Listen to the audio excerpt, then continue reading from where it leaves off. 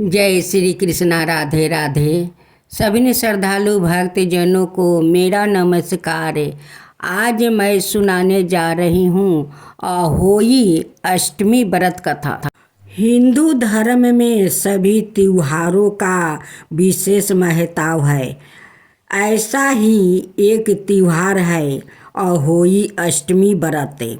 हर बरस कार्तिक मास के कृष्ण पक्ष के अष्टमी तिथि को अहोई अष्टमी का त्योहार मनाया जाता है।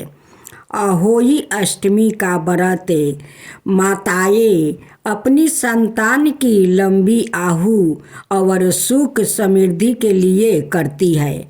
यह व्रत करवा चौथ के 4 दिन बाद रखा जाता है और कहा जाता है कि इस दिन से दीपावली की शुरुआत भी हो जाती है।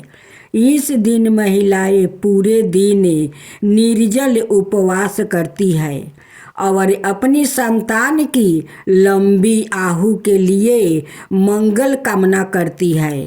अहोई अष्टमी के दिन अहोई देवी के साथ सेई और सेई के बच्चों की पूजा का विधान है। अहोई गुरु आदि के द्वारा दीवार पर बनाई जाती है अथवा किसी मोटे वस्तु पर होई काढ़ कर पूजा के समय उसे दीवार पर टांग दिया जाता है। संपन्न घर की महिलाएं चांदी की होई भी बनवाती है। होई के चित्रांकन में ज्यादातर 8 कोष्ठक की एक पुतली बनाई जाती है। उसी के पास सियाऊ और उसके 7 बच्चों की आकृति बना दी जाती है। शाम को सूर्यास्त के बाद जब तारे निकल जाते हैं तो अहोई माता की पूजा आरंभ होती है। सबसे पहले जमीन को साफ करके पूजा की चौकी बनाई जाती है। फिर एक लोटे में जल भरकर उस पर सतिया बना लेते हैं और कलश की भांति चौकी के एक कोने में रखे और भक्ति भाव से पूजा करे और बाल बच्चों के कल्याण की कामना करे। साथ ही अहोई अष्टमी के व्रत कथा का श्रद्धा भाव से सुने और अहोई माता की आरती करे। पूजा के लिए माताएं चांदी की एक अहोई भी बना सकती है जिसे बोलचाल की भाषा में सियाहू भी कहते हैं।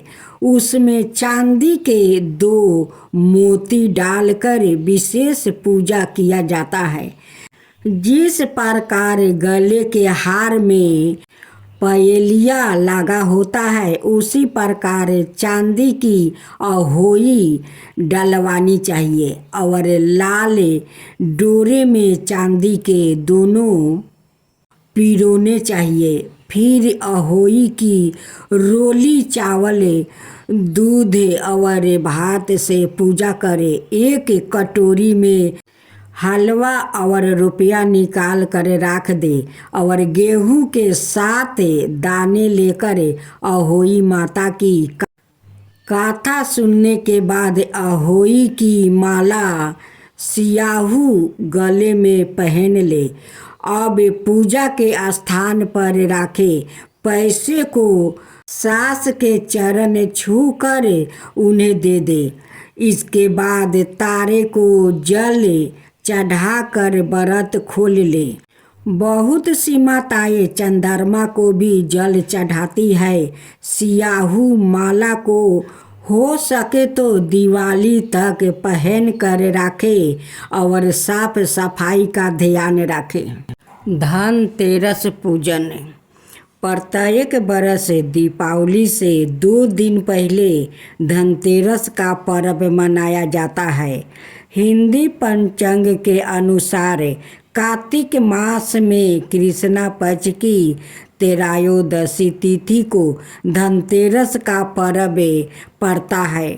इसे धन त्रयोदशी या फिर धन्वंतरि जयंती के रूप में भी जाना जाता है। पौराणिक कथा के अनुसार इस दिन समुद्र मंथन से भगवान धन्वंतरि अमृत कलश लेकर प्रकट हुई थी। इस दिन माँ लक्ष्मी कोषा ध्वज कुबेर और भगवान धन्वंतरि का पूजन किया जाता है। धार्मिक मान्यता के अनुसार इस दिन पूजन करने से घर में धन भंडार हमेशा भरे रहते हैं और धन संपदा में वृद्धि होती है। धनतेरस के दिन नई चीज़ें खरीदने की परंपरा भी है। इस पर्व को धन समृद्धि दायक माना गया है। धनतेरस वाले दिन से ही दीपों उत्सव यानी दीपावली की शुरुआत हो जाती है। मानता है कि इस दिन विधि पूर्वक पूजन करने से घर में धन की कभी कमी नहीं होती है। अब धनतेरस पूजा विधि। धनतेरस पर शाम के वक्त शुभ मुहूर्त में उत्तर दिशा पूजा के समय हमारा मुंह इंसान पूर्व या उत्तर में होना चाहिए कि और भगवान धन्वंतरि माँ लक्ष्मी और कुबेर जी की तस्वीर या प्रतिमा को स्थापित कर लीजिए। अपने इस दिन जो भी धातु बर्तन अथवा जेवर की खरीदी है उसे चौकी पर भी रखें। अब गंगा जल का छींटा दे दीप प्रज्वलित करें और विधिवत पूजन करना आरंभ करें। तिलक करने के बाद पुष्पा फूल आदि चीज़ों अर्पित करें। माँ लक्ष्मी को कमल गठे अर्पित करें। इसके बाद धन्वंतरि देव के सामने धूप दीप जलाए। फिर उसके मस्तक पर हल्दी कुमकुम चंदन और चावल लगाए।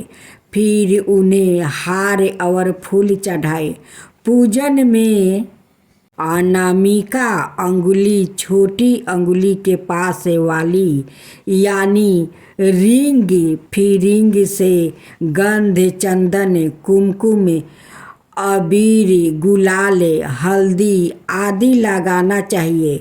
इसी तरह उपरोक्त षोडशोपचार की सभी सामग्री से पूजा करें।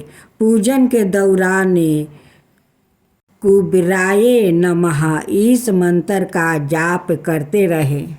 भगवान धन्वंतरि को प्रसन्न करने के लिए इस दिन धन्वंतरि शास्त्रों का पाठ करना चाहिए।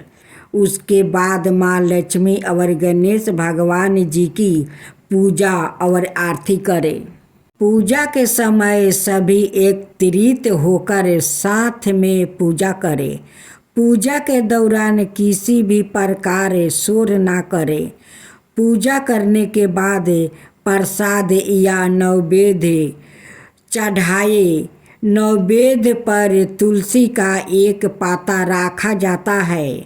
पूजा के बाद अब मुख्य द्वार या आंगन में प्रदोष काल में दिए जलाए। रात्रि में घर के सभी कोने में भी दिया जलाए। धनतेरस पर यम के नाम का दीप अवश्य जलाए। इसके लिए सबसे पहले एक पटरी पर सात्विक बनाए और मिट्टी का दीपक प्रज्वलित करे। दीपक पर तिलक लगाए। अब चावल फूल और चीनी अर्पित करें। उसके उपरांत घर के लोगों का तिलक करे और दीपक की बत्ती को दक्षिण दिशा की ओर करके दरवाजे पर राख दे, क्योंकि दक्षिण दिशा को यम की दिशा माना गया है। अब धनतेरस की कथा। पौराणिक कथाओं के अनुसार एक बार महर्षि दुर्वासा के श्राप के कारण सर्ग श्रीहीन ऐश्वर्या धन वैभव आदि हो गया। तब सभी देवता भगवान विष्णु के पास गए।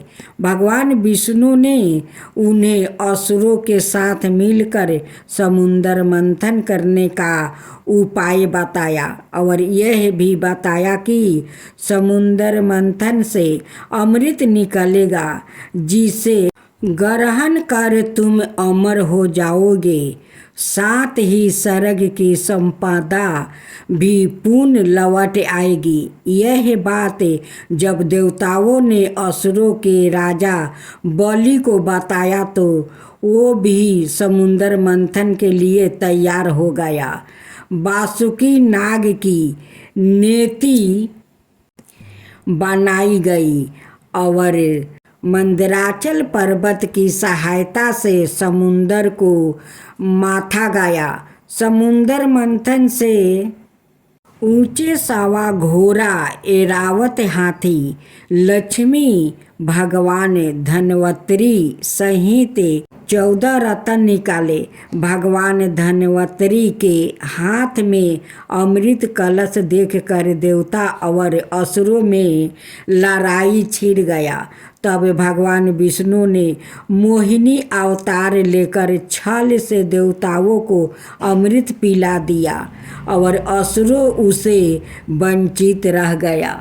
शास्त्रों के अनुसार इसी दिन भगवान धन्वंतरी का जन्म हुआ था, इसलिए इसे धनतेरस त्योहार के रूप में मनाया जाता है, क्योंकि इस दिन भगवान धन्वंतरी अमृत से भरा सोने का कलश लेकर प्रकट हुई थी।